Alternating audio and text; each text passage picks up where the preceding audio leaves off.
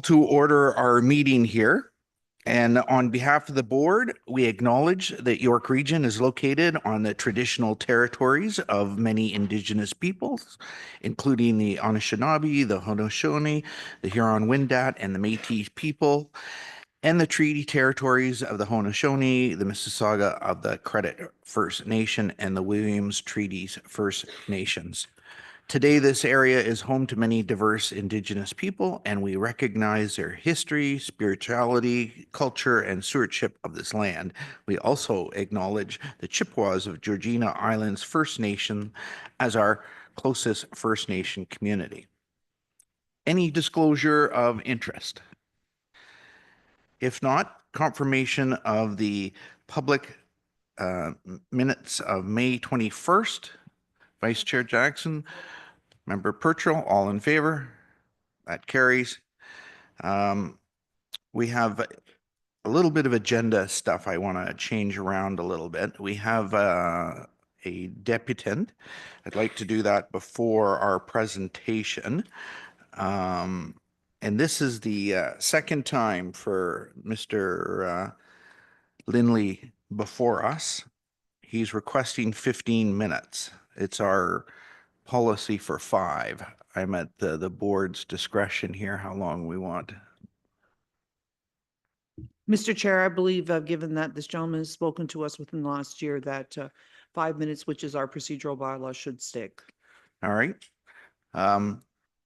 With that, I'm gonna, before we start, the chief just wants a little brief public announcement to do. Yes, sir. Good morning, everyone. Nice to see you all. I just wanted to mention a couple of things before we get into the main part of the agenda today. Just some good news items I wanted to bring to the board's attention. I was at the OACP conference yesterday, only for the one day because of duties here and beyond.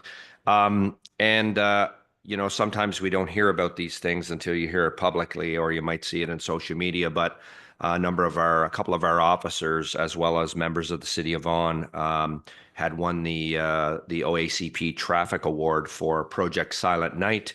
And if you all recall, Project Silent Night was all about street racing and all of the car rallies in the City of Vaughan. York Regional Police, in collaboration with the City of Vaughan, devised the bylaw and actually moved forward on this project. And as a result of it, you know, they were awarded the OACP Traffic Award, which is an award awarded annually to a police service. And it was awesome to see Staff Sergeant Liz Anderson from YRP, Sergeant Chris Larone from YRP, and also Rebecca Hall McGuire and Nancy Cronsbury from the City of Vaughan.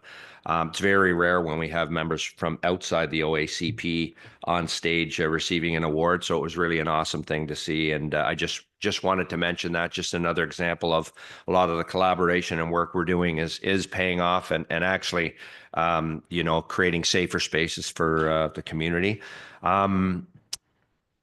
Jason Fraser, as you may know, every year at the President's Night on Monday evening of the OACP conference, the president gets to, and it's a pretty prestigious award, a President's Award to someone within the entire Ontario Association of Chiefs that has gone above and beyond. And sometimes it's also members from out in the community that have done work that are connected to the OACP.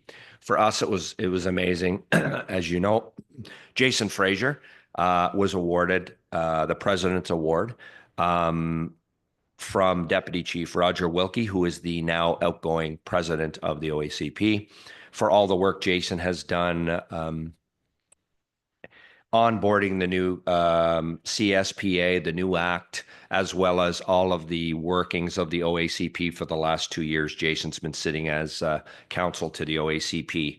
So another great thing for our organization. Really congratulate Jason. I thought he was here today, but I still wanted to mention that just another example of some great work being done by our folks and some acknowledgements. Jason got to speak as well. And lastly, it was a great day at the conference yesterday, and I just wanted to highlight the fact that both Deputy Chief Hammond and Deputy Chief De Silva were on the agenda, giving 2 different presentations with panels, discussions. Cecile was there to talk about our entire wellness programs and strategy, which I think still is second to none in this entire country. And it was actually referenced yesterday as what York is doing. And I bring it to you because we couldn't do a lot of this work without the support of the board financially and otherwise. And also Deputy Chief De Silva presented with another panel on AI, not as much about the technology, but about how we need to start thinking about how we're going to be using AI in the future. And that was a really good presentation. So just another example of some of the work that's going on in our organization is paying off, and we're seeing it provincially and nationally. So wanted to thank everybody. It's always an opportunity to thank and recognize the people we have here. And I'll leave it with you, Mr. Chair. Thank you for the time. Well, congratulations, Vice Chair. Thank you, Chairman, through you, and good morning, everyone. Thank you, Chief, for those comments. I particularly want to focus on Operation Silent Night, which of course was in the city of Vaughan, an extremely successful project, and obviously getting the award from the OACP showed that. But I do want to highlight someone who's actually in the room, who is now Superintendent Ahmed Salia, was an inspector at Ford District at the time and ran that operation. So I would be remiss if I don't do a shout out to him, who is here today, to congratulate him and his team for a wonderful job making the city of Vaughan safer. So thank you, Chairman. Thank you. Any further questions? Just a motion to receive the update from the chief. Member Faisal, Member Taylor, all in favor? Carries. Mr. Lindley, you have 5 minutes before us, sir. Welcome. There's a button there and they'll set you up before you get started here.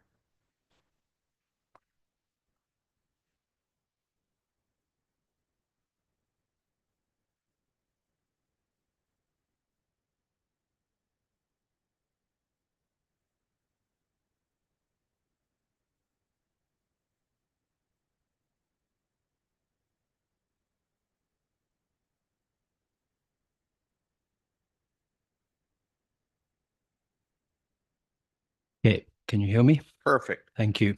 Thank you for the opportunity to revisit this topic. I'd just like a quick update from an Auroran perspective. Crime, particularly break and entry, has continued to increase. And of concern for the residents in the Hill are two recent incidences on March the 6th. Home invasion where somebody with a mask on broke into the house in the middle of the day. And then on the 2nd of April in the Hill neighborhood, there were some break-ins. It was a terrible winter's day, really shocking that somebody would break in. But I think this talks to our comment that really the criminals continue to be brazen. They seem to have no respect for the community or for whatever the police are doing.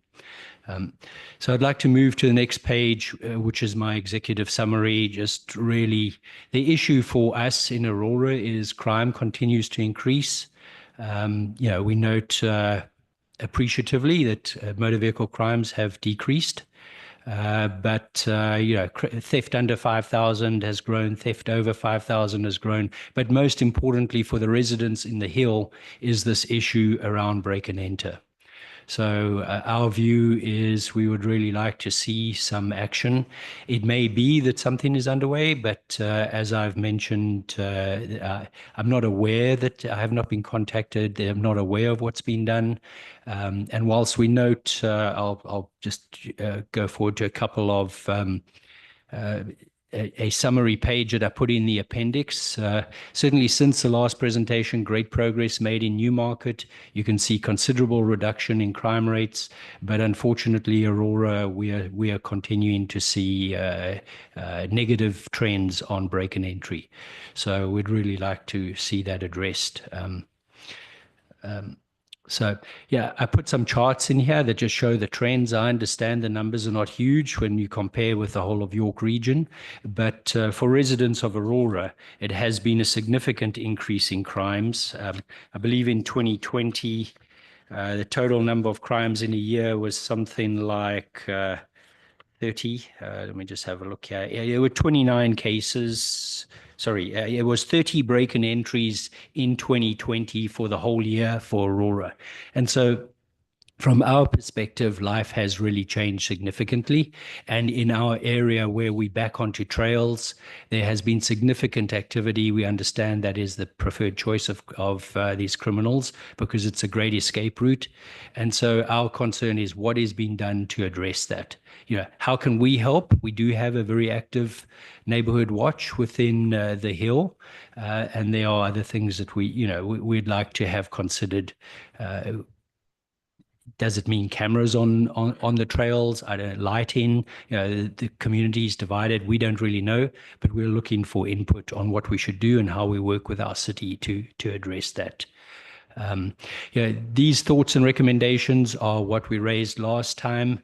Is there a task force underway that is specifically funded to address crime, break and enter across the whole of York Region? We're not just asking Aurora, although we would certainly appreciate some activity in our area. And then, there are other ideas. We don't understand why we can't create a database of cars in an area that is restricted, but residents can upload it. And at least you can use AI or some kind of technology to search it. I understand their privacy issues, but legislation can always be changed. And then greater use of cameras.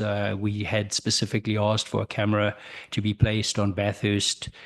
We understand there may be some movement on it, but nothing has been formally addressed. That's all I have, as it is a repeat of what I previously presented. And Deputy De Silva has today mentioned that we'll have a meeting, or has invited me to a meeting on Friday. I appreciate that. I think that's a very important step forward for our community, and I will be sure to convey the outcome of that meeting to our associate members of the Neighborhood Watch. Thank you, Mr. Lindley. Any questions of the deputant? If not, I'm going to ask for a motion to refer this to Deputy De Silva. There are, if you look through the agenda, there's a report on more CCT cameras as well. So with that, all in favor? That carries. You did. You said you would move it. And it was seconded by Member Purchell. Thank you, sir. This brings us to our presentation, Chief, our 2024 annual report. Yes, sir. Thank you so much. And through you, Mr. Chair, I will, as our members come up and get set up, I will allow Superintendent Salia to introduce the team here. They'll carry on through the presentation. And just as a reminder for everyone, this presentation goes hand in hand with 8.6, the 2024 annual report, board report. Thank you, Mr. Chair. Thank you, Chief. And through the chair, just very quickly, I'd also be remiss if I didn't recognize Deputy Mayor Linda Jackson for her contributions in Operation Silent Night. She did lead the charge on the city side to ensure the collaboration was a success. So congratulations on receiving the award from the City of Vaughan. This morning, you're going to be hearing from our marketing and communications team, Acting Senior Manager Billy Curtis, and Digital Content Specialist Brad Featherstone. This morning, they'll be presenting on the annual report, but they're also going to be presenting on something that we're dubbing as the Digital Impact Strategy. As you're going to see, this is a strategy to ensure that York Regional Police controls the narrative that goes out into the community. We're going to be doing this through the introduction of a brand new inaugural York Regional Police newsletter.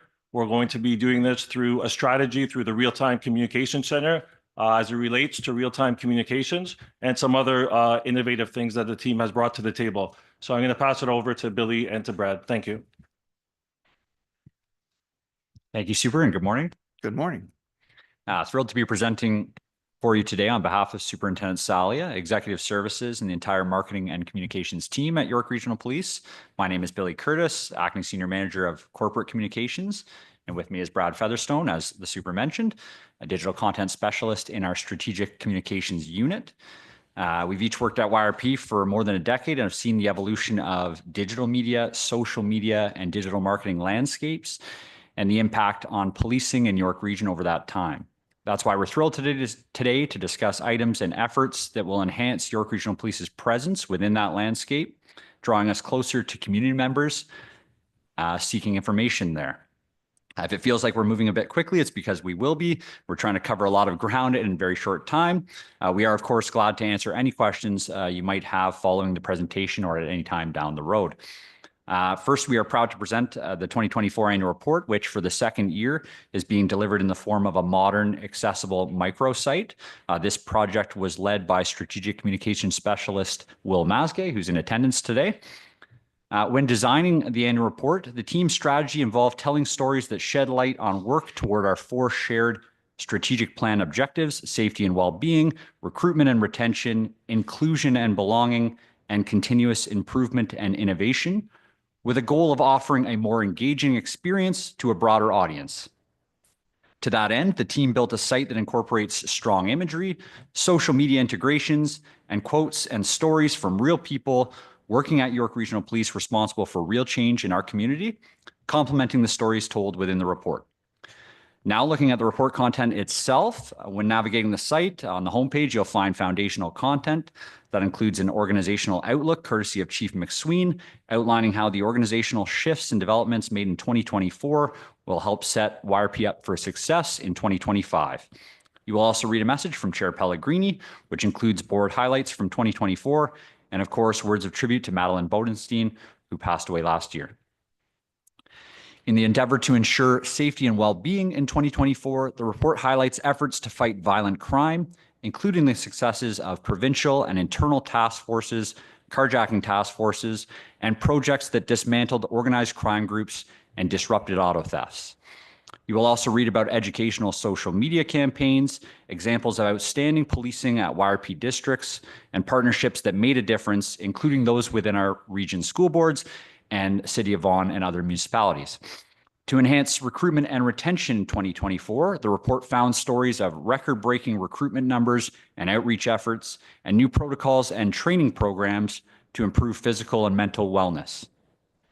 In 2024, to increase inclusion and belonging in the organization and in the region, the report documents the success of our internal support network program, anti-racism training, record-setting charitable fundraising efforts, and partnerships and events leading to improved inclusion, diversity, equity, and accessibility.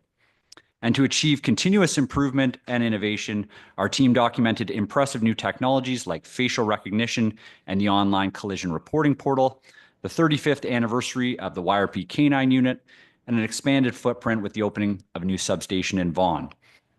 Of course, the annual report also includes mandated reporting of various statistics, trends, costs, and performance measures, easily found and digested by website visitors.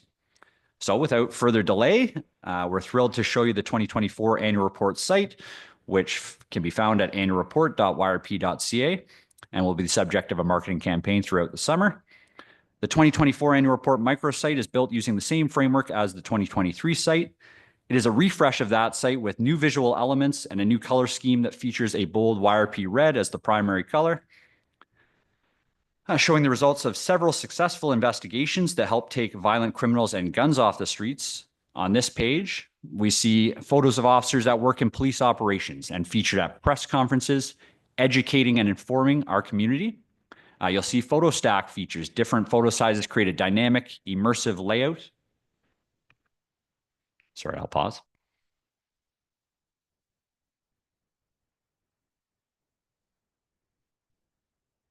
We're going to be going back in a moment. I'll come back. All right, thank you. Thank you, Jacqueline.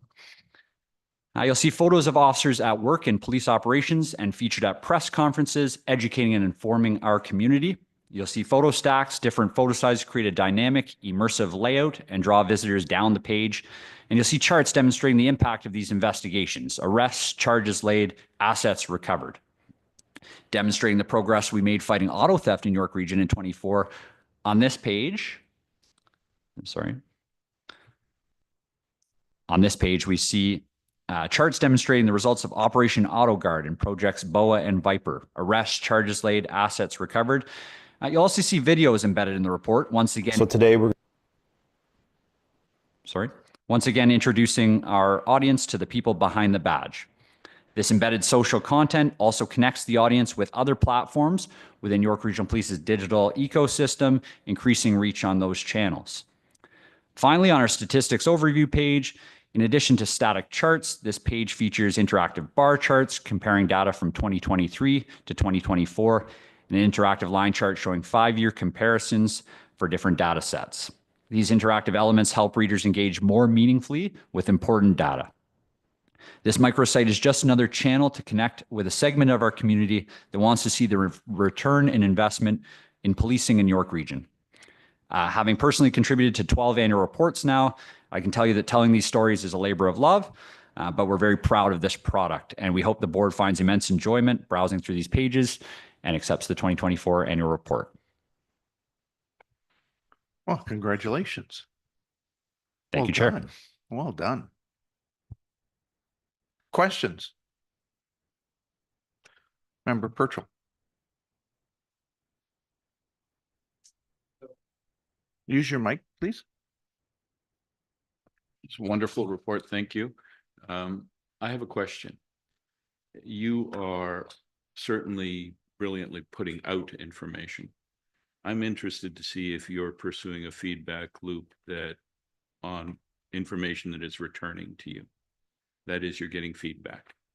And feedback can be very useful and informative in terms of providing additional pathways for situational awareness for the chief and the ECT and the police service. Are you doing an analysis of the kinds of feedback you're getting with a view to collating it thematically and providing it back to the ECT? Through you, Chair.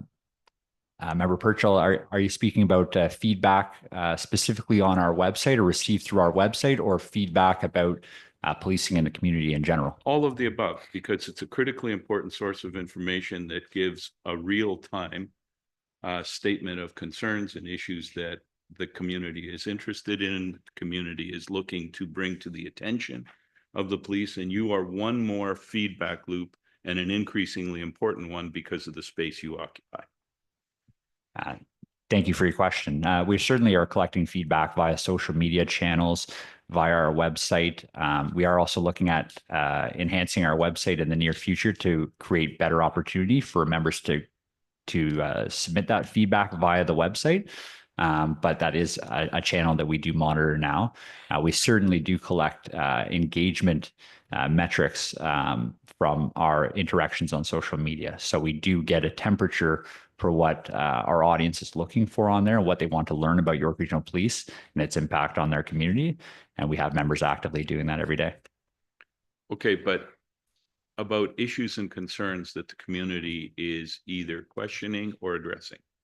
I think that's really important because it's one more way that the police service as a whole has the opportunity to more directly feel the pulse in real time of the community's concerns and interests. And it creates a two-way communication as opposed to the issue of one-way communication. One-way communication that's yesterday. And again, because of the space you're in, you guys have the infrastructure to provide what I see as a critically important opportunity and loop for the purposes of the ECT and the police force as a whole.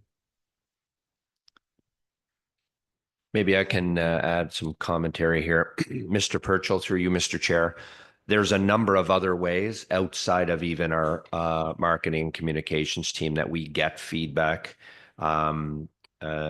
Deputy De Silva could give you a sidebar conversation on some technology that we used that actually isn't, this is no secret, it's called Spider Tech, and it actually gives us real feedback in real time after our officers respond to calls. So we can determine, it's sort of like an assessment of how we did. And we track all of that information to make sure we're responding to people in a timely way, in the right way. And the other way we get some feedback, a lot of feedback quite often, is through our letter file program, which is all files, reach into the organization from community members who have concerns, comes through our letter file program. That's coordinated out of the chief's office. and that's generally pushed right back out to where it needs to be addressed. So in many cases, those letter files would be directed back to our district commanders who will then action them. And then we capture all of that information. So we know, for example, if someone had reached out to us twice, we can just search and make sure that what did we address last time? What are we dealing with this time? That sort of thing. So it's a bit of but it goes back to what Billy's talking about with this new enhanced website that we're trying to get to a place where we can coordinate all of it together to have a much better picture of what's bubbling up. Because sometimes it takes a little bit of time to determine.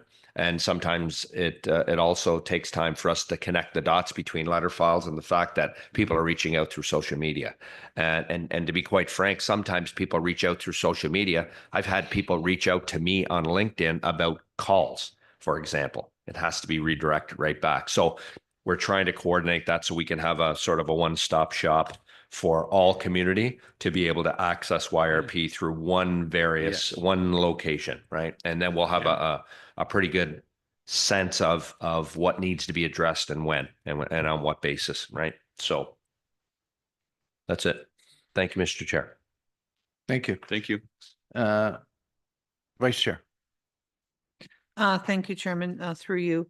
First off, thank you. It's great. I have to preface my comments by saying I've seen a significant improvement in the last couple of months in how you're communicating. So congrats to you on but I want to go back. You mentioned in your comments, you talked about the RTOC and working with them. Can you explain? I think, how are you working differently with the RTOC now than what you were maybe 6 months to a year ago?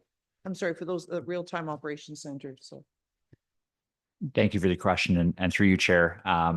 Perhaps Vice Chair Jackson, I think the next part of our presentation is really going to shed light on that, and maybe I'll save it for the. We're done. Okay. Oh, we have a second. So this was the presentation on the annual report, but when we talk about our digital impact strategy, I'll certainly address that, and I can answer any further questions. I think maybe because most of my questions are with respect to digital impact, so I didn't realize that we're going to get another section of it. So. Chairman, I will hold my comments till after the second one because I think everything it's with respect to digital impact and how we work. So I'll leave it for now. Excellent. I'll reserve my questions for later. Thank you, Thank you. Chairman. Do you have some, Mayor Taylor? Yeah, just quickly, and you said there'll be a marketing campaign through the summer. What does that in broad strokes consist of? Yeah, so on our social calendar will be, through you, Chair. Thank you for the question. And on our social calendar, you'll see this content in the annual report. These are stories that matter to our community, and you'll see those roll out. We will be promoting this content through YRP digital media channels, just to increase the reach of this content. We obviously put a lot of work. Our team puts a lot of work into telling these stories, but there certainly we need to put the emphasis on sharing them and making sure that people know the impact of the police service as it relates to 2024 in the annual report. So that's what I'm alluding to there, as sort of a campaign content that captures the annual report and that shares these stories with larger audiences, especially around issues that we're seeing that people are concerned about, like auto theft and violent crime. People want to know what we accomplished last year. So we want to make sure we're using those channels to get these stories out. Thanks.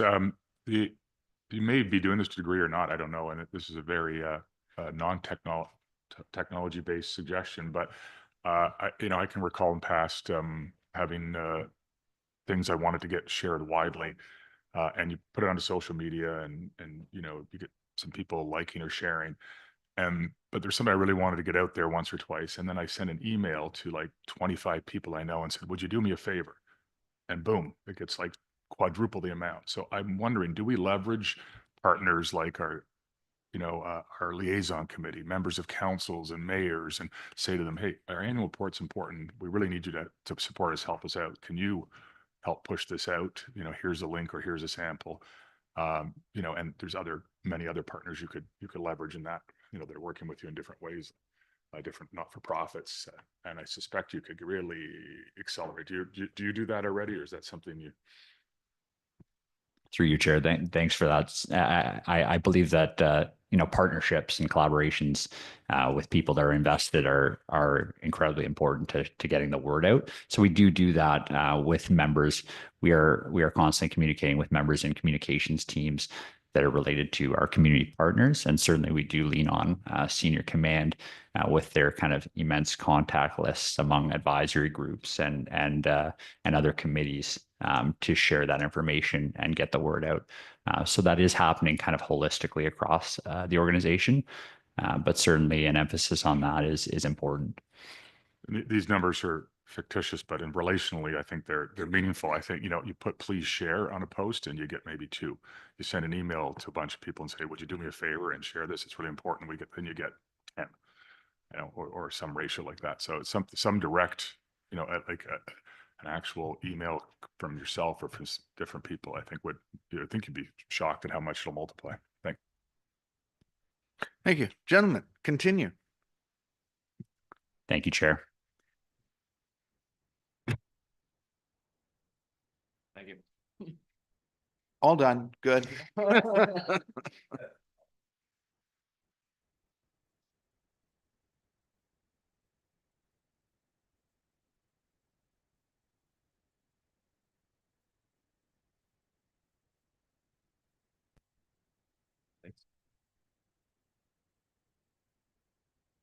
So staying on the topic of digital outreach, on behalf of marketing and communications, Billy and I would like to discuss our new digital impact strategy being developed and executed at York Regional Police. I think you'll see a lot of the ideas that we've currently been discussing echoed in the next part of this presentation. Yes, in the public sector, digital marketing channels are often misunderstood or at the very least underestimated without the revenue pressure that comes with these channels in the private sector. Social media, as you know, has changed dramatically over the past 20 years. These channels are not just bulletin boards or soapboxes to shout from. They can yield real returns. And for the purposes of the new digital strategy, we have a goal of enhancing trust and informing our community, and that will be at the center of all we do online. Our content must be audience, or in this case, community driven. So the way our community receives information has changed. An increasing number of people report getting their news from Instagram, but Bill C-18, also known as the Online News Act, has led Meta to block news outlets from posting to Facebook and Instagram. Ironically, this has made it harder for verified news to reach audiences on social media. As a result, unreliable sources have stepped in to fill the void, amplifying fear and misinformation for their own personal interests. This erodes public trust. So, how can we combat misinformation and reclaim the narrative? The slide there. So in order to combat these false narratives, first we need to join the conversation. Instagram isn't just for branded content and photo ops anymore. We intend to use this channel strategically to create a trusted source of news for some of the top stories impacting our community and its sense of safety and security. This example is specific to Instagram, but this emphasis on visual storytelling for media releases will roll out across all our channels in a consistent, branded approach. This will enhance our communication with our community, combating false narratives and building public trust. To rebuild that sense of safety and security online, we will also follow up in the same format, closing the loop. This information has always been made public through media releases and other traditional sources, but in that case, we were relying on channels that we don't own to amplify our message. Those channels, while trusted, are slowly diminishing in impact, while less trusted sources are taking their place. Now we hope that our channel will become that trusted source for accurate information. This will also happen through more transparent and timely updates on digital channels, including our X account, formerly known as Twitter, which as part of this strategy will become a primary operational news channel. Through increased training and education with members of our real-time operations center, we are striving to increase the frequency and improve the quality of after-hours operational updates. We're also looking to introduce live broadcast streams to bring content formerly shared through traditional media channels directly to our channels. YRP is investing in broadcast infrastructure that will enable us to live stream press conferences, interviews, events, and town halls. This technology will not only change the way we interact with our media partners, it will enhance our ability to showcase and celebrate alongside our vibrant, diverse community. We'll also be taking a more strategic approach to our community content, showing police as part of our greater community and producing more audience-focused content and strategic collaborations.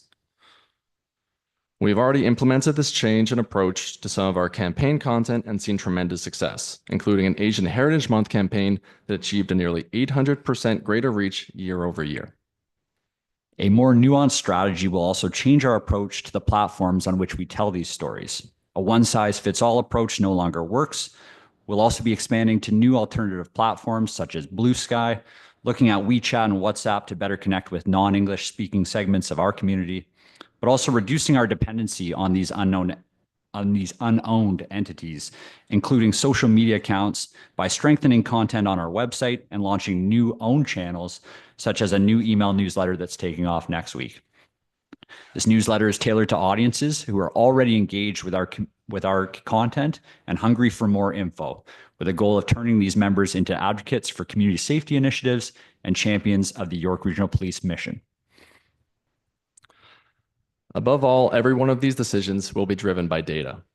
Through this modernization, we'll strengthen our relationship with our community, provide them with timely and accurate information, and build trust. Thank you for this opportunity to share a glimpse into an exciting near future for YRP Communications. And please let us know if you have any questions. Thank you very much. You answered a couple of my questions already because I have been subscribing to the e-bulletin, but I haven't gotten it yet.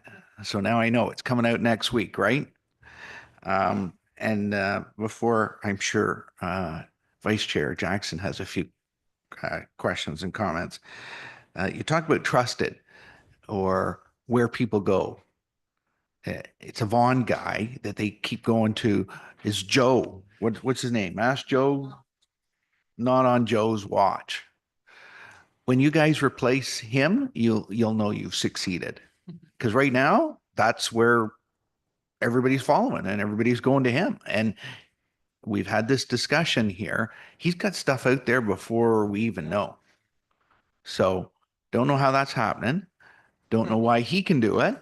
And but I'm putting that out as a challenge. When you guys have the audience that he has, you know you've succeeded in what you've set out to accomplish. Remember Jackson.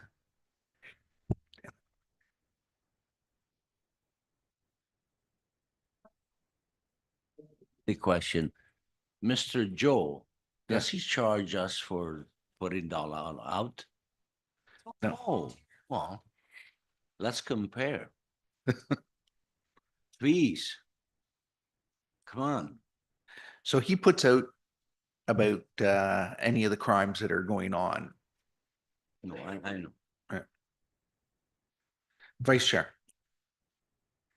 Thank you, Chairman. Once again, through you, thank you. I do want to go back to the RTOC, Real-Time Operations Center. You mentioned it earlier, and you did mention it quickly here, how you are going to look at pumping out information off hours.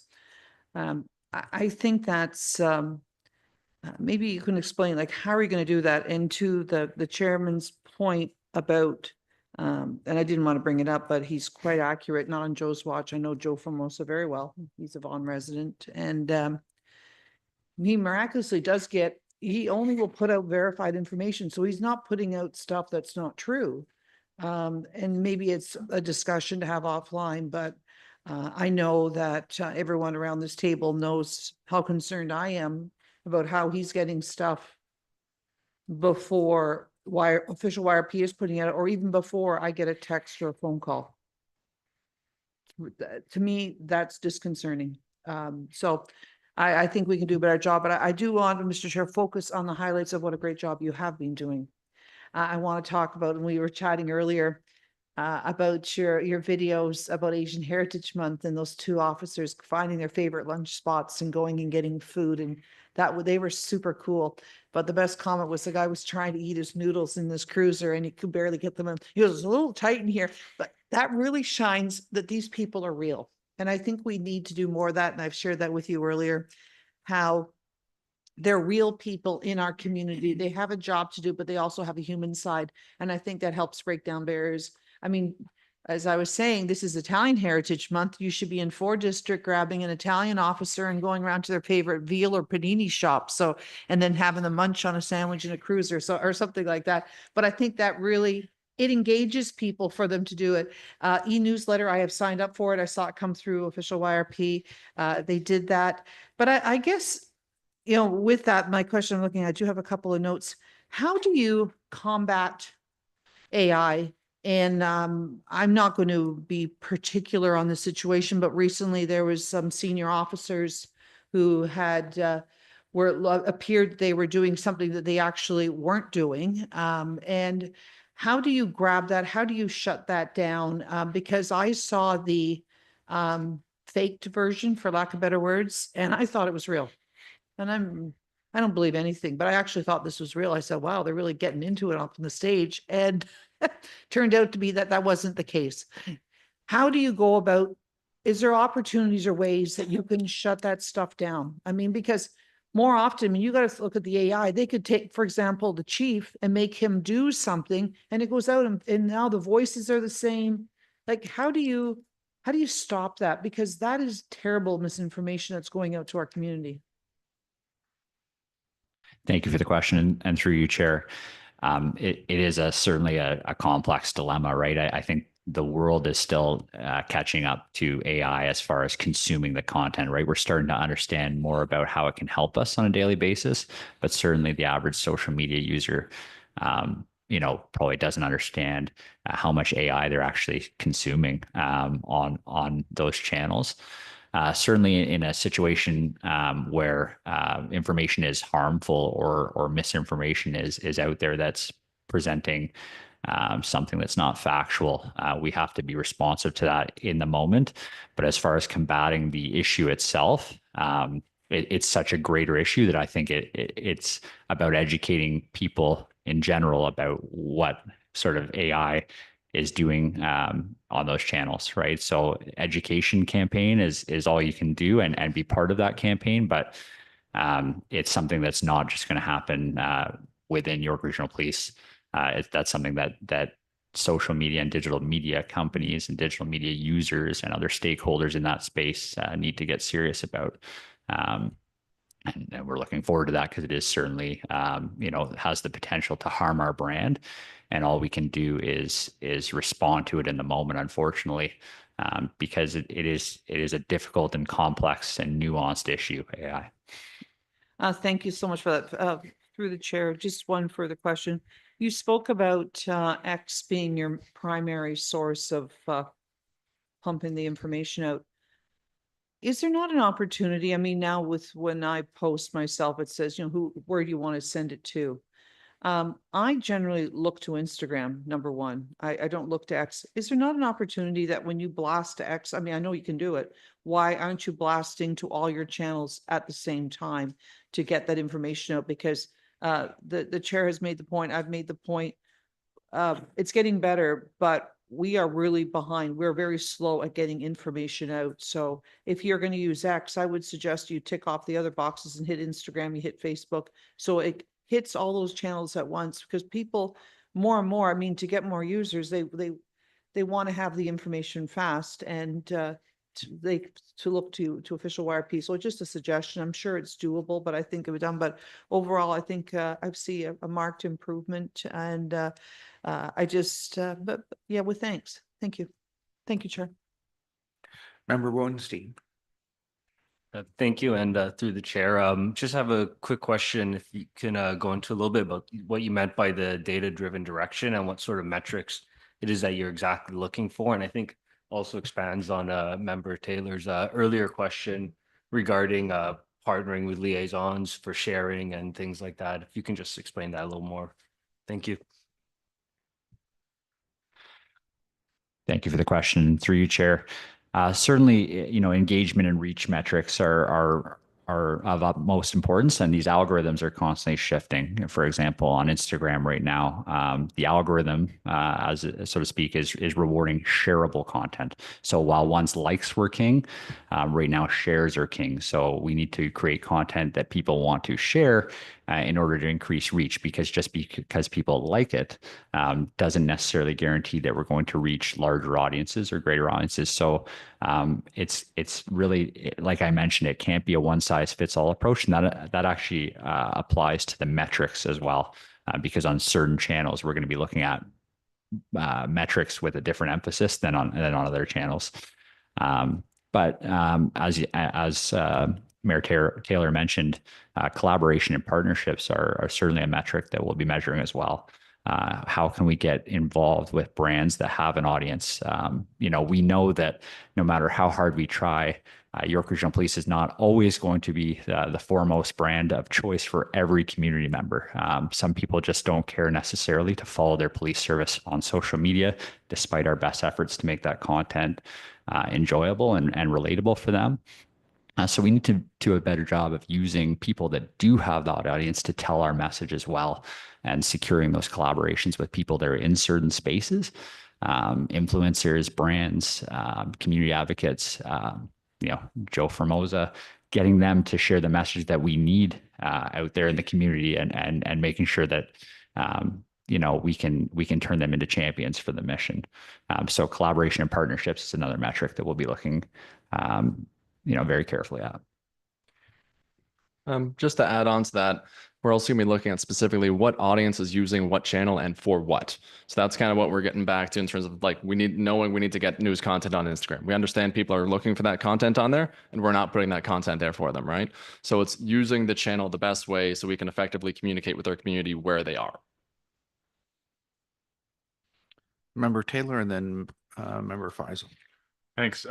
Yeah, it's interesting conversation listening to it all. I can't help but think that one of the reasons that we're having an increase, and there's other reasons obviously, but one of the reasons we're having an increase over years of public concern about safety and well-being is sort of the living in the age of 24-hour law and order, et cetera, et cetera. And then you start to talk about, okay, getting your reach out there, et cetera, and getting more, likes or shares. And we know that the media does this as well. And then they write headlines in certain ways. And you might know where I'm going already, but I'm thinking so as you know, that it's getting all those shares and likes has much more to do with the way you craft the piece than with what anything else you do. Emails to people and saying, please share. It's if it's certain things and you realize what it is, it's a picture of a dog, whatever it is. And so where I'm going with this is, how do we, what kind of internal conversations do you guys have about our desire and perhaps even need, hearing from the board, to try to get more traction, and then becoming caught in that trap? And the example I'll give you is when I see the post and the follow-up, and this is just an example of the bigger question, the post and the follow-up post about the home invasion, what I take away is, first of all, that's going to get people's attention. But is that a good thing? Because I walk away from those two and I don't go, oh, suspect arrested. I go, whoa, somebody just finally kicked in a door, maybe down the street from me. I should be scared. And we're hearing from residents who are concerned, et cetera. And I'm not trying to say we should pretend that things aren't going on in our community or in policing, but I bet you have some internal conversations about how far you go to get people to pay attention without crossing some lines into creating images or putting images out there that perhaps are, anyway, you know where I'm going. Thank you for the question. And through you, Chair, certainly we have those conversations all the time, because in effect, too much information sometimes can add to that fear and disconcerting our residents.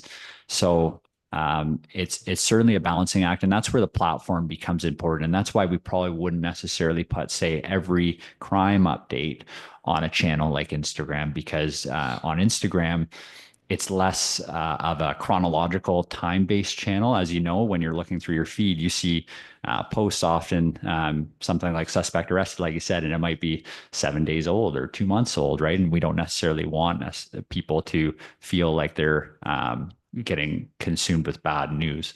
So that's why a channel like X, where people maybe expect that information, and if you're following X, it's probably because you are looking for that information. And certainly we use X as well because the media that we do have, which are still, you know, an important partner in amplifying our message. That's why we use X, because they're still on that channel. So we know that a CP24 ticker is still very important to our residents. And we want to make sure that CP24 has that information in a timely fashion so that we can tap into their millions of viewers as well. But there is there is certainly a concern with putting out too much bad news. And it's a balancing act, right? But we can see it in the sentiment, right? And I think that's what's important. And maybe Member Bodenstein's question, you know, has some overlap here as well, because making sure we're monitoring the sentiment of the comments, what people are messaging us, what people care about. We want to make sure that we're responsive to that so that the conversation is the one they want to have on our channels. So if people are concerned about break and enters or door kicks or car thefts, we do want to make sure that that content is getting to them, but being responsible as well. So it's a balancing act. I don't know that there's a good statistical answer I can provide you, but certainly, yeah, we can measure sentiment and just make sure that you know, by staying in tune with our community partners, that we have our finger on the pulse of how they're feeling about our content.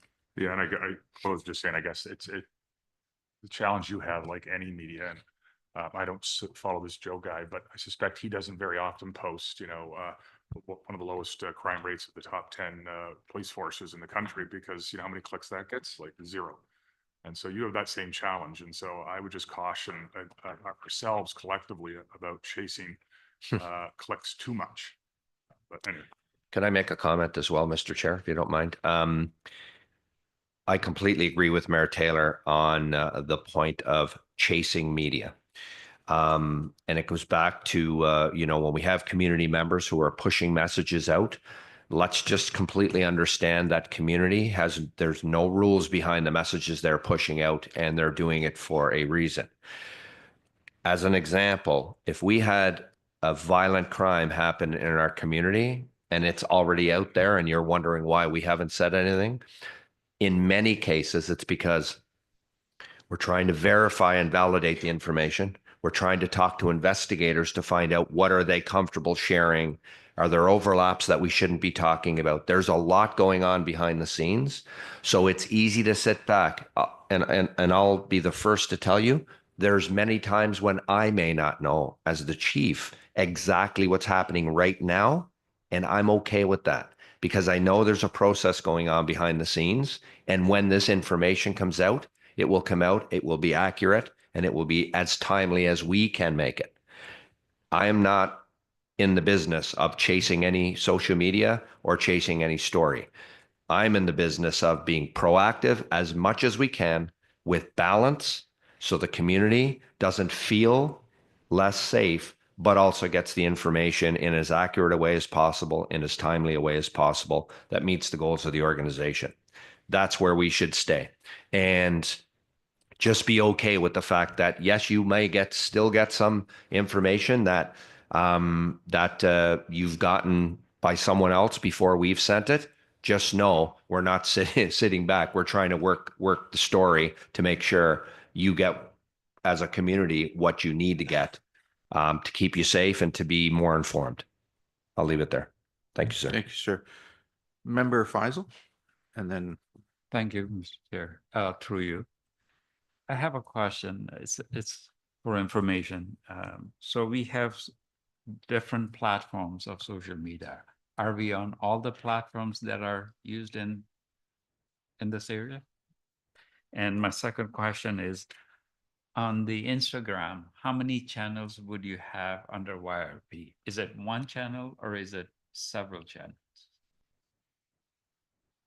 Thank you for the question. And through you, Chair, on Instagram in particular, right now, we have 2 channels. We have an official YRP corporate account, and then we have a YRP recruiting account.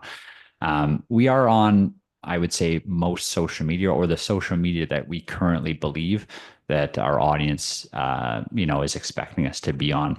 As I mentioned in the presentation, there are a couple that are either new or that are a little bit more complex around that. There's privacy concerns, security concerns, and the nature of information that's on them, where we're weighing the benefits of being on those channels, right? Not every channel is a news channel or a perfect channel for YRP. So, for example, I don't expect us to open a Pinterest account tomorrow. Although when Pinterest opened up, we actually did have a Pinterest account for a short time. But we might not necessarily need to be in every space because it does dilute our work as well, right? We're unable to focus on the channels that matter if we're spread a little too thin, and we do have finite resources. So, there's a balance, but as I mentioned, we are looking at new ones. And that question about opening up multiple accounts under one social media channel, that's an interesting question, and one that you have to, there are pros and cons to doing both, right? Because certainly once you've established an audience, so on Instagram, for example, we're, I think, in and around 55,000 followers. On X, we're at 200,000 followers.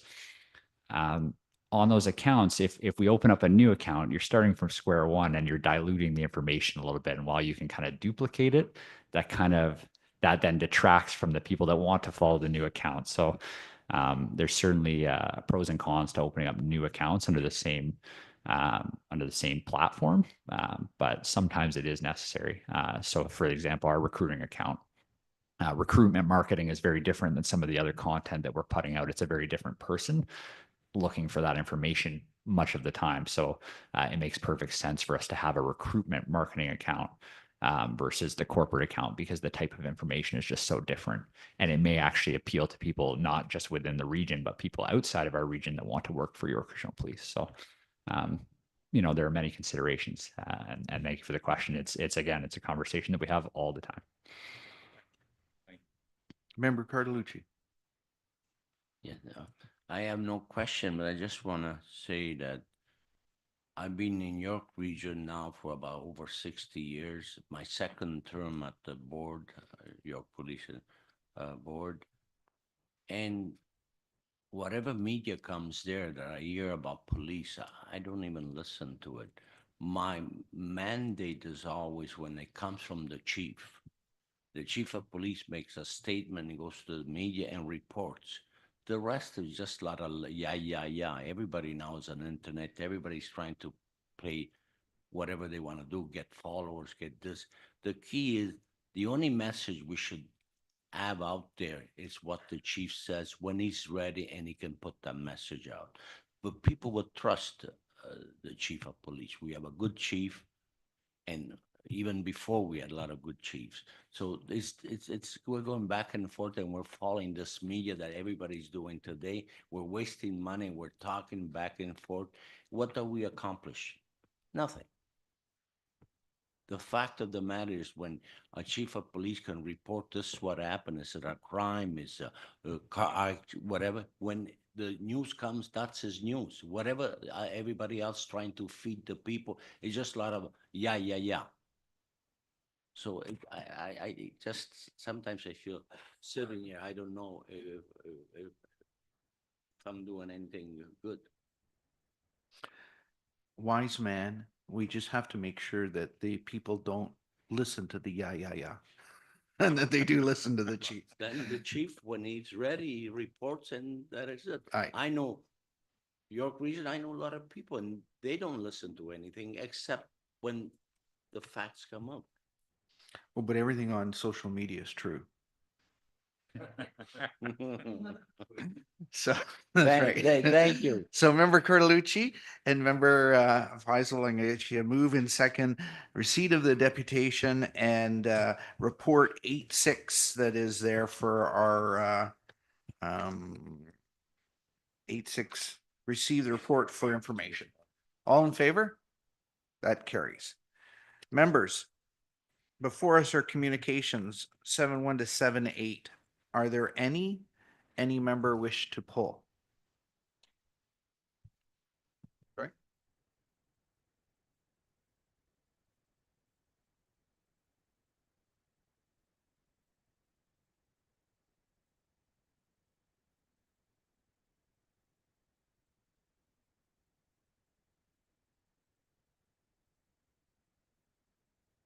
Great. So Vice Chair Jackson will move 7-1, 7-2, 7-3, 7-4, 7-5, 7-6, 7-7, 7-8, seconded by Member Bodenstein. All in favor? We are now into our consideration and adoption of reports. The chief, so 8-6 is done. The chief wishes to speak to 8-8 and 8-10. Are there others members wish? Yes, Vice Chair? 8-11. 8-11.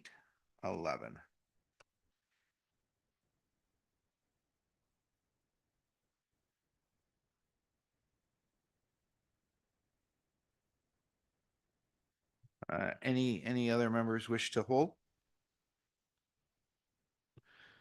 Member Wovenstein? 8-4. 8-4.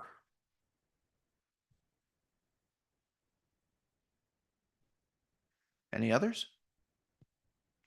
Where's the one that was sent to us? Is that it? I can't find it. Which item? It was sent last night. Oh, sorry, it is where? Yeah. Oh, okay, it's just a receive. Yep. That's 7.8? No, not mine. Okay. No. Or you but Nitra. Is that on the agenda or no? oh no, that's in the finance Oh, agenda. finance after. Okay, sorry. Thanks. There were a couple, the promotions were in there as well last night. So Member Purchell, Member Carlucci, you'll move receipt of 8-1, 8-2, 8-3, 8-5, 8-7,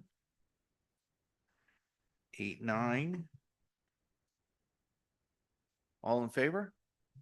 That carries. So we go to our first item, which is item 8-4. Member Bodenstein. Thank you, through the chair. I was just wondering, I saw for 8-4, the renewal previously year was 20,000 for the year, but for the extension for the 1-year contract, it went up to 150,000, which is a 7.5-fold increase, which is quite substantial. I was just wondering if that also is, if there's any like for what reasons that is, if expansion of the program, or it's just if some greater explanation for that. Thank you. Through you, Mr. Chair, I'm going to turn it over to Jeff Channel to speak to that, our CFO. Jeff? Thanks very much, Chief, through you, Chair, and to Member Bodenstein. The initial $20,000 was a pilot with a part of the district taking part in the pilot. The increased amount to $150,000 for 1 year is to roll out that pilot to all of the frontline members. Language line services are something that we used to do live. It used to be a live person on the other end of the phone. This is called the Lisa app. And I just wanted to give you 2 minutes of background. It's a Calgary company who partnered with Edmonton Police Service, and Edmonton partners with their IT community very differently than anybody in the GTA. And this is one of the companies that demonstrated a partnership, met the community safety needs. Not only did they not stop at the police service, but they went out to the municipality. So they have a product that wraps around to municipal services.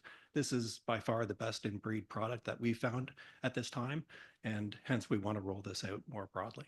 Thank you. Thank you.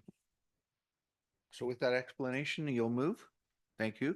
Seconded by Member Taylor. All in favor? That carries.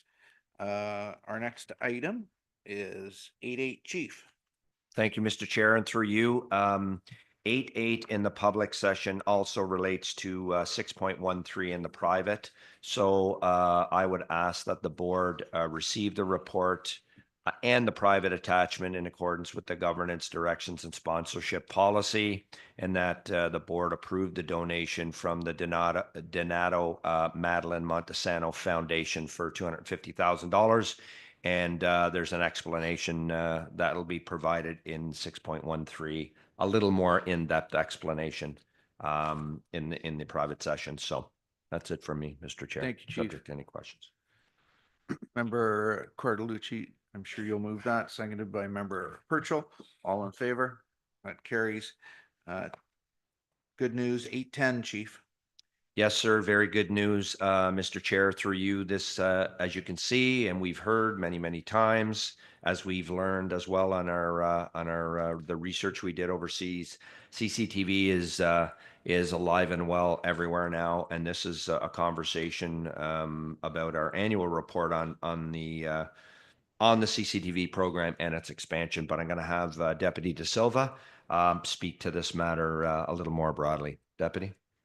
Thank you, Chief, and good morning, members of the board, and through you, Chair. I'm pleased to provide the 2024-2025 annual reporting update on the York Regional Police CCTV program and to present recommendations for its continued expansion. This initiative continues to demonstrate meaningful contributions to public safety across the region. And over the past year, we've evaluated 16 intersections equipped with CCTV cameras and a 1 kilometer radius surrounding them. The analysis period covered from May 2024 to May 2025 and revealed a 6.19% overall reduction in violent crime within a 1 kilometer radius of monitored locations. Several intersections showed significant decreases, including Woodbine Avenue and Highway 7 in Markham, which dropped by 46.4%, and Warden and Steeles in Markham down 23.8%. The main crime drivers of the decreases were in robberies. While most locations did see decreases, some like Yonge and Wellington and Aurora did experience its increases. Of note, for the areas which experienced increases, it is important to mention that this includes a 1 kilometer radius, and the main crimes which led to the increases are as follows. So for the Yonge Street area in Aurora, the increases were driven by assaults, and that represented an increase of 4 from 16 to 21. Sorry, that's 5 from 16 to 21. From Highway 27 and Oliver and King, that was an increase of 1, and that was as a result of a shooting. In Newmarket, the Yonge Street and Davis intersection recorded a doubling of retail robberies from 4 to 8, and of note, 3 of the 4 were solved. At Warden and Highway 7 and Markham, assaults with a weapon increased by 3 from 19 to 22. And there was also an increase in firearm-related offenses from 0 to 3. Finally, at Norman Bethune Avenue and East Beaver Creek and Richmond Hill, the increases were as a result of carjackings. Despite the increases, and as stated, the program has demonstrated an overall decrease overall by 6%. And York Regional Police is confident that the CCTV program will continue to enhance community safety and well-being. For this reason, YRP has secured additional provincial grant funding for the installation of 22 additional cameras. These new locations were selected based on violent crime pattern analysis conducted by our Business Intelligence Unit. We're also proposing the integration of a new automated license plate recognition technology at both existing and new CCTV fixed sites. Although we currently use in-car ALPR technology, we are among the first that we are aware of that allows for integration between fixed CCTV sites and the provincial stolen vehicle hot list, allowing for real-time alerts for stolen vehicles, many of which are linked to violent crimes. This integration aligns with our guns and gangs and violence strategy and will enable faster identification, deterrence, and arrest of offenders. The CCTV program continues to operate with strong oversight and compliance with privacy legislation. Our internal policies ensure secure data management, ethical monitoring, and operator accountability. Video is retained for approximately 72 hours unless required for investigation, and camera views exclude private dwellings. Public engagement remains a cornerstone of this initiative. We continue to consult with and present to our community advisory committee and representatives from the Black Community Consultative Group and our Interfaith Council. Pamphlets, multilingual signage, and online resources have helped to ensure residents are informed and involved. A media release is planned following the board's approval to inform the broader public of this expansion. In closing, this program continues to deliver on its goals, deterring crime, enhancing investigation, and promoting public confidence. The expansion and integration of ALPR represents the next step in using technology to keep our communities safer. With that, and with your approval, we look forward to continuing this work with transparency, accountability, and purpose. Thank you. Thank you, Deputy. And that is leading edge to be able to license plate read and everything. That's awesome. Yes, sir. It is, we still haven't validated, but there is one northern community that is using fixed ALPR, but I do not believe anyone has actually integrated it into the provincial stolen hot list. So at our intersections within the existing and new cameras, we are hoping to actually be notified and respond to these stolen vehicles in real time with purpose and to deter crimes from actually occurring. Excellent. Member Taylor. Thanks. Yeah, the first on the LPR, that's fantastic. And I think, are you anticipating, are you anticipating that you're going to get quite a number of let's call them hits very quickly? And I'm sure a lot of jurisdictions are following this. Like, it sounds like a powerful tool. We, through you, Chair, we did announce this yesterday at the OACP committee. I did get a lot of interest from a lot of our GTA partners because obviously stolen vehicles are the primary use of violent crime. We have received hits. We have been operating in a bit of a pilot mode over the last month. The technology, once approved today, will go into full swing. We also only have the 14 existing cameras.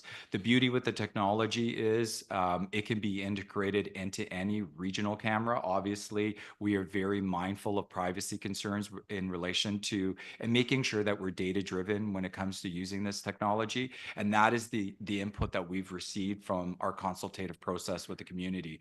So what I can share is we are being very mindful of how we deploy this, and the metrics and the outcomes will really dictate the future use of this technology. But we're hoping that this will have a significant impact within violent crime within the region. Okay. If I could just go down to the CCTV portion, I guess I'm curious. The metric is within 1 kilometer. Correct. Is that a good metric? Because I would think, I'm no expert in this, but I would think you're sometimes capturing things that help you deal with or reduce crime or solve issues outside of a 1 kilometer radius. Is that, or? Yeah, so the 1 kilometer radius was to really just help us understand, because the CCTV program is not just that specific location. We really wanted to measure, okay, so what is the outcome within a geographical area? But to your point, we really do have to evaluate the radius and what that looks like. So that is something that we're working with our business intelligence and analytics unit to really look at, okay, so what is the actual distance that we should actually measure away from the intersection? And the reason I say this, and this is the challenging part of the question, is I don't find the data overwhelming.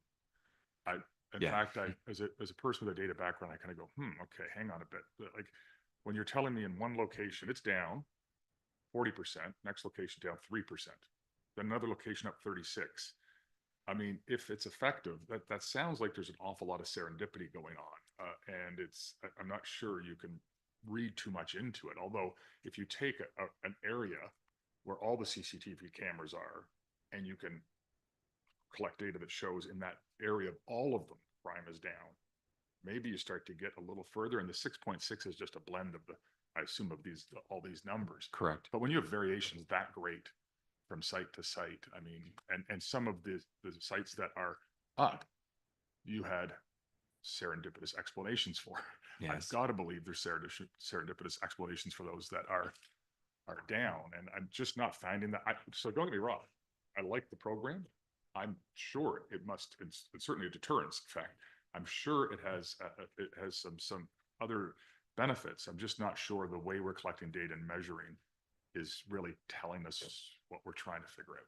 Yeah, and through you, Chair, what I would add, what isn't captured in the report is the solvability in relation to the CCTV cameras, right? So the one aspect that we really haven't gotten into and that we're still we need to flush out is the contribution of CCTV in terms of solving of those crimes. So within those areas, actually solving those crimes because the CCTV cameras were in the locations that they were positioned in. Through you, Mr. Chair, maybe I can make a comment here as well. I think the point you're making, Mr. Mayor, is actually is right in that we just don't have enough of them out there yet to actually do a thorough analysis and know what is the best way to determine the effectiveness of the program. We have a data scientist on staff now, which, you know, that role will help us really determine what's the best way to analyze programs like this. But I'll give you an example. And you may remember when we at Regional Council at one point, we talked about turning on, aside from ALPR or CCTV, we have facial recognition here as well in partnership with Peel, and other agencies are coming online. Within 20 minutes of turning on the technology, we solved a commercial break and enter. So sometimes we don't know, to your initial question about, is this going to be, you know, are we going to get all these hits? Sometimes we don't know what we don't know until we start. And I think, I mean, we know the number of stolen vehicles we see coming into the region every year, 3,500, you know, high numbers, 30, you know, lots, 300 a month it was. Now it's gone down 30, 40%. But again, some of this is rolled out in the messaging as well, right? When people realize that we have technology in this community that's going to help us know where and when you're out there, and sometimes they're going to take another turn and go in a different direction. So it's kind of a bit of everything. I'll be interested myself to see when we start. How often are we going to be proactively able to trigger our real-time operations center to say, stolen car just passed through Highway 7 in Yonge, or whatever the case may be, and get onto it right now before we even receive a call? Right. This is the proactive piece, right? So I'll stop here. Yeah. To your point, you gave an example, whether it's that example or another one. Yeah. Am I correct? And I don't understand this as well as other, but isn't it quite possible that you could have a crime take place 2 kilometers outside of the CCTV camera, but you get footage from a store there of an individual, and then you check footage in the CCTV location on that one, and you see, oh, this person went here, here, and here. And so they're doing a job that's not captured by the data, and that's when I start to go, what's it like when you've got a mesh of these, and what's the crime in the entire mesh area starting to do as a collective? Yeah, and through you, Chair, and you're absolutely correct. The first 12 months were really exploratory. What I can say is, from a deterrence factor, there was one camera that was placed outside of a neighborhood in Markham. For the period of time that camera was there, we had no incidents. I can tell you within the month that we removed it, unfortunately, there was a shooting that ended up in a homicide. So we do know that there is material effects when it comes to CCTV. And to your point, the data will continue to expand, and how we actually evaluate the success and the metrics of it will continue to expand. For the first 12-month period with the cameras that we had, this was how we sort of came together. We did look and try to look at best practices across the province in terms of how it was reported. What I can share with you is there are very little police services that actually do report on the metrics of CCTV. So this was our attempt to actually just capture a statistic to quantify the results after a 12-month period. And I'm not questioning it. I'm sure it's making a difference. It's valuable. It's useful. It's how, and I also suspect there's actually literature out there in jurisdictions like Britain that use CCTV heavily that shows certain outcomes, and looking at how they measure, perhaps, and I'm sure you have, but that might be. But again, a mesh of that size. So maybe I can add a last comment here, unless there's anything else, Mr. Chair, through you, is that there is some more technology coming. that we are not talking about today. Going back to your comment, Mr. Mayor, about something happening here and something happening here and seeing it on a camera here and sharing cameras with us from the community or from businesses. That's another piece to this, which we will be continuing to work towards. The technology is out there. Obviously, there's privacy issues, which we'll address, but then, I think I've been talking about this a little bit, and I don't want to open this up into a big discussion, but I will say there's going to come a time when Police Services Community Privacy Commission are going to have a real conversation about the balance between privacy and safety. And I think that balance is starting to shift. The community certainly wants it. But then on the other side, everybody wants their privacy, which of course we will do, adhere to privacy concerns. But that pendulum is going to have to shift a bit, I think, in the future, based on all the technology that's coming, AI and everything else that comes along with it. It's just going to have to be a courageous conversation at some point where we lean into it, we collectively as a community and institution. So I'll leave it there. That's it for me. Thank you. Member Jackson. Thank you, Chair. Through you to Deputy De Silva. Thank you. I can only speak for the two cameras that are in the city of Vaughan, Jane and Norwood and Jane and Avro. For those of you who don't know those addresses, that's directly across from Canada's Wonderland. I was actually quite surprised that the numbers of down weren't higher. Because to me, and talking to some of the business owners in those plazas directly behind, they're seeing a significant improvement. So I kind of challenge these. I know your statistically is right, but these have really worked. But my question with the what is it? ALPR, I know that it's in our frontline vehicles. I was riding once with the RTOC and it kept beeping, making noises. So I know that all our frontline vehicles have this. But I guess my question is, with the cameras to now add this, which I think is phenomenal, how do they do it all? Like, do they aim at the road, or like, do they aim, because they got to pick up the markers, right? So, but then they're looking for other things, or like, I guess, are they triggered towards the road through the chair? Or maybe not talk about that? Okay. All right. Yeah. No, yeah, that's a trade secret. We can't talk about that. Okay. Then I'll go to something a little nicer, different than, I guess, it refers to 22 new cameras, which I'm excited about. And it said to, see, it doesn't take a lot to get me excited today. It says to refer to Appendix A, but Appendix A is not is a report. I think, at least on my eScribe, I do not have the right report, because when I go to Appendix A on the report, it gives me an annual report.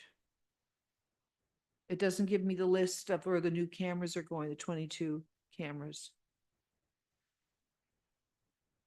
I can, there's no, if you want me to list them out, I can list them out. If they were on Appendix A. I'm seeing a York Regional Police annual report, and it goes through listing the districts, safety and well-being, auto theft operations. I think they have the wrong file attached. It doesn't matter. Maybe through the chair, Deputy Silva, if you maybe just, you could just email it to all the members so they know the new locations. Are those locations now public?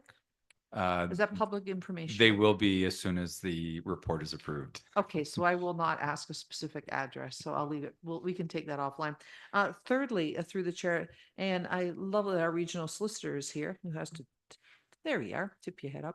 There was a comment about with respect to regional cameras, and we have a lot of regional cameras, and that there may be an opportunity to implement the ALPR into our regional cameras. So through the chair to our regional solicitor, or to the chief or to the deputy, would you like some form of direction for you to work formally with York Region with respect to integrating ALPR into our regional cameras?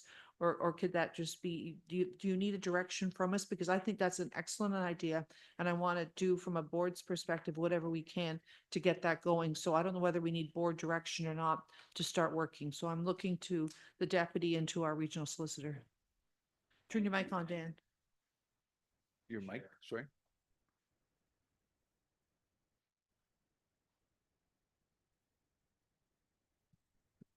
Thank you.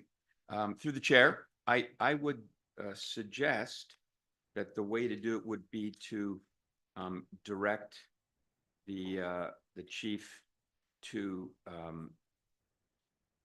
consult with the region on this, and which I right off the top of my head, I don't see any huge issues, but I don't understand the technology or the parameters or that sort of thing. So I would suggest that the board direct the chief to consult with region staff and to bring back a report or any recommendations on potential ways forward. Through the chair, thank you, Mr. Kuzmic. Yeah, I think that that's important. I'd like to have it in form of a motion to direct us. Sometimes we stumble over certain things. So I'll come back, Chairman. I'll craft a motion to add to that. So Through you, Chair, what I can say is we've already engaged in the conversations with region. There are some budgetary pieces in terms of just the grant funding. Not every camera is equipped with license plate recognition technology. So there are some nuances, but what I can confirm is the region has been very open in terms of a partnership and actually collaboration in relation to expanding the program beyond the 22, pending any funding requirements that we would need. through the chair, just following up, Deputy Silva, in what you said, maybe I misunderstood you, is that we have a lot of regional cameras, which we all agree, that are already paid for. I thought you were just saying that we just need to put that technology into the camera so that we're not actually buying another camera. We're just buying a license possibly for the technology to fire up that camera. Am I wrong? There is a component to actually enable the ALPR to work with our system in terms of the notification. So there is a middle piece that we actually have to implement before that actually gets turned on. So what I can confirm is we are working through that process currently. Thank you, Deputy Silva. Chairman, I will still add a motion. I'd like that in writing. All right, I'll create something. Thank you. Do you have something right now that you want to put there? No, think nobody else has questions? I don't think so. Oh, member Here you Bodenstein. go. Gives me 30 seconds. Yep, thank you. Through the chair, and yeah, just sort of, you already touched on one of my questions was the solvability, which I guess is coming up shortly. And I was just sort of, one of the things that stood out to me, what I was wondering is what the year-to-year variation is. So I recall in one of them, I think it was the Highway 27 and Oliver Emerson Avenue. You mentioned that it's an up 20%, but I think it was from 5 to 6. Yeah. But that's a 20% increase. So I wonder what the absolute like variation is, because if we're talking about 5 to 6 versus 100 to 120, that's both a 20%, but one of them is much more dramatic than the other. So and I'm sure that's something your data scientist is working on their end. And that's sort of because most of my day job is working with statistics. So I was just sort of wondering, yeah, what type of variation you expect to see from year to year. Thank you. Thank you. And through you, Chair, to Member Bodenstein. So this is the first evaluation period. So we hope by next year to start looking at those variances and actually report back on those variances. But currently, we've only looked at the statistical significance from 2024 of when we started to year to date. So by the next report this year, we will have that answer for you. Great, thank you. Thank you. Vice Chair Jackson, you ready? They've even updated the e-scribe for you. The list is in there. So I wasn't sleepy last night when I was reading this at 11:30. Okay, because I kept thinking I'm dreaming. Anyways, Chair, my motion is as follows: to direct the chief or his designate to work with York Region to investigate the possibility of incorporating, and I'm going to get the right name, automated license plate recognition, otherwise known as ALPR technology, into regional cameras on regional roads throughout the region of York. Excellent. If you do have that in writing, just give it to Jacqueline here. I have it That way half, she can I have add it to half that. written and then, oh, and it's recorded. Good. So, are you seconding it or are you asking to speak to it? Just speak to it, yeah, first. Okay. I'll get Member Purchell to second it. And this is both recommendations, 1, 2, and that'll be a third one. And then Member Taylor? Just to, was the motion to look into? Yeah. To investigate. Okay, so what, like, and report back or like, okay, can we just add that and report back? Because I'd like to know. I got chopped off. Yeah, that's More what I about- was, I okay. was, after your comments, Member Taylor, I was going to add that and to report back Thank you. at a future board meeting. Yep. All good? All in favor? That carries. Member Jackson, 8-11. Geez, it's a Linda show today. Okay, I'll try to be really quick. Mr. Chair, I have a lot of concerns with this item, particularly how we're lumping expense reimbursement and event attendance policies together. I think this whole policy needs a lot of work and I really don't want to get into it in a public forum. My motion would be to refer this back to staff to come back to a report to the board in Q4 of 2025. Okay. And I believe I have a seconder. I've spoken to other members and they support my recommendation. I just want to add one comment to the vice chair. They are two separate policies under one report. So that was why I was just concerned they were combined into one single policy. Through the chair, it appears from the heading that they're together, but okay. The attachments 1 and attachment 2 are two See, my separate attachments are all policies. messed, so. anyways, Okay. So mine in eScribe it shows, so in the attachments, so attachment 2 is attachment 1, which is the expense Yeah, it's report. all messed up. And yeah. number 3 is attachment 2, which is the education and event. Okay, yeah, because they were messed. Anyways, the education, the attendance of one, I don't really have a problem with, but being that this whole file was messed up, okay. Then Chairman, and what I will do then is to move the approval of the education and attendance event and to refer the expense reimbursement policy back to staff to come back in Q4 of 2025. Okay. And who's your seconder, did you say? Walter. Thank you. Excellent. Any further comments, questions? All in favor? That carries. There's no unfinished business. And this takes us right through. Verbal update on the Ontario Policing Spring. Walter Purchell. 10-2. What's this one? I'll make this very brief. I had the pleasure of attending the Ontario Association of Police Board Spring Conference in London, Ontario. It was nice to go home and see my old alma mater, one of them. It was an extraordinarily useful event in terms of not only the content presented, but the opportunity to build working relationships with various members in attendance. I noted with interest, and I don't have his card with me, that a former member of York Regional Police who now represents the interests of an OPP board fondly remembers his time in YRP and is continuing to contribute to policing in Ontario.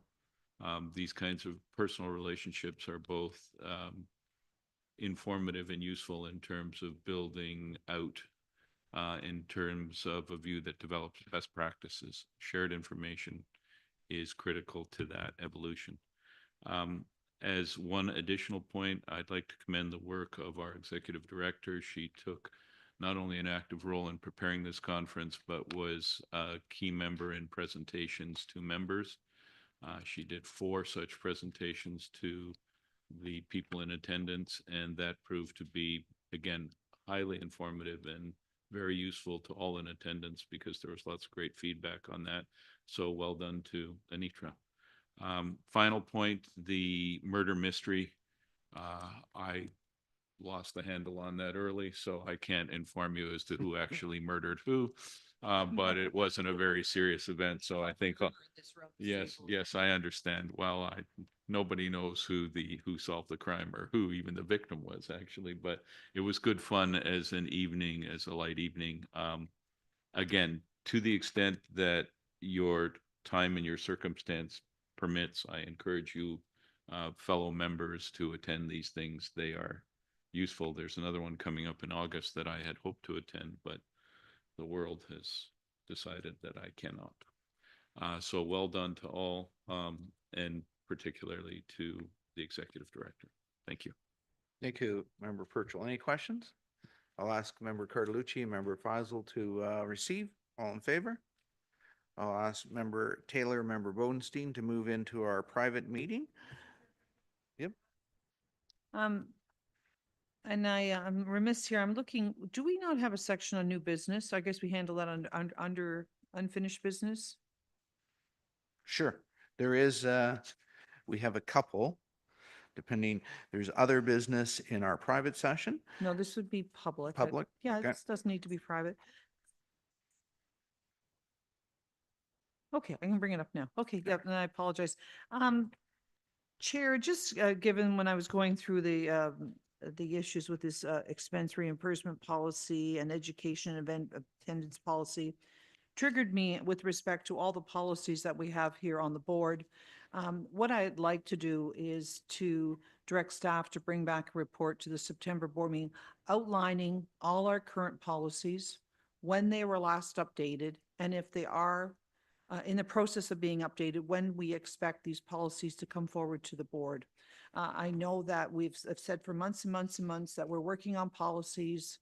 I haven't seen anything. I'd like a clear report for other board members to look at what we have, where we're at, where we're going, and when do we expect them to be updated? Because it just seems to be, I just don't know where we are. So I think that's a simple request of our staff to report back to the September board meeting on just an update. Just, I'd A like to know. matrix on, yep. I mean, as vice chair, I don't even know what all our policies are. And I'm hearing that they're being updated, but I don't see anything coming forward except for these two. Anyways, I'm sure that someone could second that, and that would be great.